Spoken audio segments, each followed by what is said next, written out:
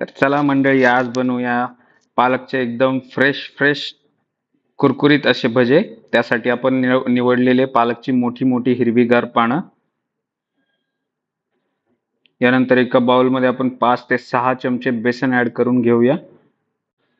यानंतर यामध्ये आपण ओवा ऍड करू. ओव्यासोबतच थोडासा 1 चम्मच जिरा ऍड करायचा आहे आपल्याला. जिरा ऍड केल्यानंतर 1 चम्मच आपण हळद टाकून घेतो यामध्ये, आणि त्यानंतर थोडीशी काश्मीरी लाल मिर्च टाकून घ्यायची आपल्याला, आणि चवीपुरतं मीठ. हे सर्व मिश्रण एकजीव होण्यापर्यंत आपल्याला हलवून घ्यायचं आहे. लक्ष ठेवायचं की यामध्ये कुठलीही गाठ राहिली नाही पाहिजे, जेणेकरून जे आपला भजे बनणार आहेत त्यामध्ये काही खाताना आपल्याला त्रास नाही होणार. मिश्रण पूर्ण एकजीव होईपर्यंत आपल्याला हे व्यवस्थित हलवून घ्यायचं आहे. छानपैकी असं मिश्रण तयार झालेलं आहे आपलं. आपलं चवदार मिश्रण तयार झालेलं आहे. हे 5 मिनिटासाठी आपण बाजूला ठेवू. तोपर्यंत व्हिडिओला लाईक, शेअर आणि सबस्क्राईब करा.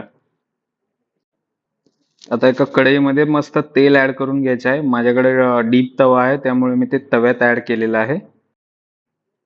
आता आपण आहोत फायनल स्टेजला. यानंतर मस्त हिरवं पान घ्यायचं आहे, त्याला पाठीमागणं आणि पूर्ण मस्त आपलं जे तयार झालेलं मिश्रण आहे ते व्यवस्थित लावून घ्यायचं, जेणेकरून एकदम आपला भजा क्रंची बनेल.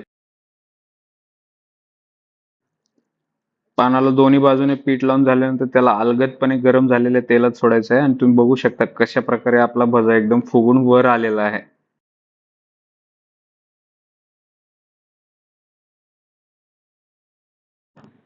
यानंतर लो फ्लेम वरती पालकाची जी पीठ लावलेली पानं आहेत ती तेलात आपल्याला थोड्या वेळासाठी तळून घ्यायची.